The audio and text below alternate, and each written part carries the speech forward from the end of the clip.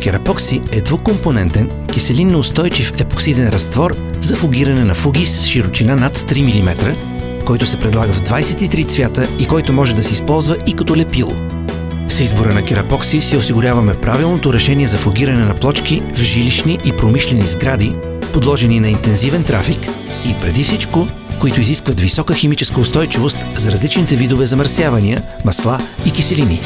Керапокси е подходящ за фугиране и лепене на керамични плочки и естествен камък и е подходящ за употреба в закрити помещения и на открито върху всички основи, най-често срещани в строителството. В съответствие с изискванията на европейските регламенти за реализация на подове и стени в производствени помещения в хранително-вкусовата промишленост. Керапокси е наличен в разфасовки от 2, 5 и 10 кг. Необходими инструменти. За постигането на добър краен резултат е необходимо да се обърне специално внимание както на предварителната подготовка на основата, така и на необходимите за целта инструменти, а именно кабелна или акумулаторна електрическа бормашина за разбъркване на керапокси, мистрия, шпатула, качествена маламашка за фугиране с твърд гумен ръб, груба гъба тип Scotch-Brite или подобна, обикновена гъба за фугиране, минимум 2 отделни кофи за вода, лични предпазни средства. Тъй като керапокси е на основата на епоксидна смола, е препоръчителна употребата на лични предпазни средства. Подготовка на основата.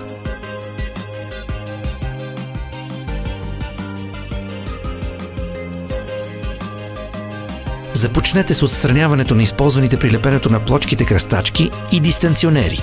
При подготовката на основата трябва да бъде обърнато специално внимание на чистотата на фугите. Всички остатъци от лепило и други замърсявания трябва да бъдат механично отстранени, така че поне 2/3 от дълбочината на фугата да бъде чиста.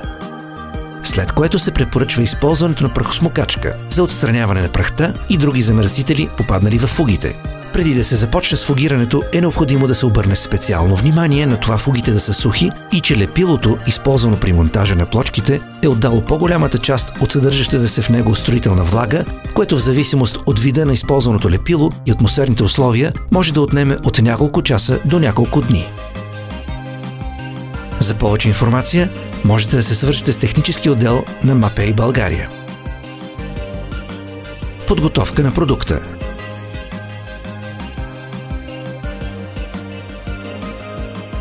Керапокси се доставя в 2 предварително отмерени компонента А и Б. Препоръчва се обособяването на отделна зона за разбъркване, осигурена с полиетилен или друг вид материал, срещу случайно изцапване по време на смесване на керапокси. Изсипва се наведнъж цялото количество от компонент Б, като не се препоръчва частично смесване на компонентите. Към керапокси не се допуска прибавянето на вода, спирт, разредител и каквито и да е било добавки. След смесване на двата компонента, керапокси се разбърква на ниски обороти до получаването на хомогенна смес. Получената смес трябва да се употреби в рамките на не повече от 45 минути при стандартни температурни условия. По-топлото време намалява времето за работа с продукта, а по-студеното съответно го удължава. Полагане. След смесване на двата компонента на керапокси се получава лесна за работа мека пастообразна смес. Нанасянето на керапокси става стандартно посредством гумена маламашка под 45 градусов ъгъл спрямо фугите.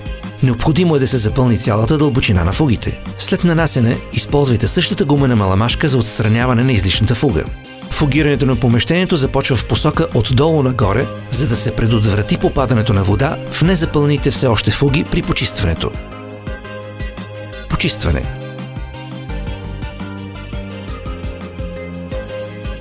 Почистването може да започне на практика веднага след нанасянето на керапокси още в първата минута.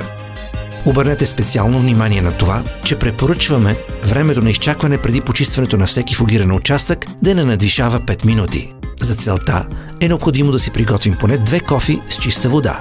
Първоначално използвайте груба гъба тип Scotch-Brite или подобна, с която да нанесете обилно количество вода от една от кофите върху прясно фугирания участък. Няма място за безпокойство. Обилното количество вода няма да навреди на пресния керапокси във фугите, като трябва да се внимава обаче да не попадне вода в все още нефугираните участъци, която след това да остане под фугата. С въртеливи движения емулсифицирайте излишния керапокси, докато се разтвори напълно. Сега, използвайки меката гъба за фугиране и втората кофа с вода, почистете плочките. Много е важно да не се допуска оставянето на следи от керапокси върху плочките. Ако прецените, можете да използвате и трета кофа с вода и чиста гъба. Използвайте същата влажна гъба, за да загладите и оформите добре все още свежия керапокси. В случай, че повърхността на плочките е по-груба и не позволява пълното изчистване на излишния керапокси посредством гъба и вода, можете да използвате специално разработени за целта продукт Kerapocsi Cleaner. Нанесете продукта посредством пулверизатора върху все още свежия керапокси и оставете да подейства за минута или две. След което почистете обилно с вода. Не превишавайте времето за изчакване между нанасянето на Kerapocsi Cleaner и почистването с вода.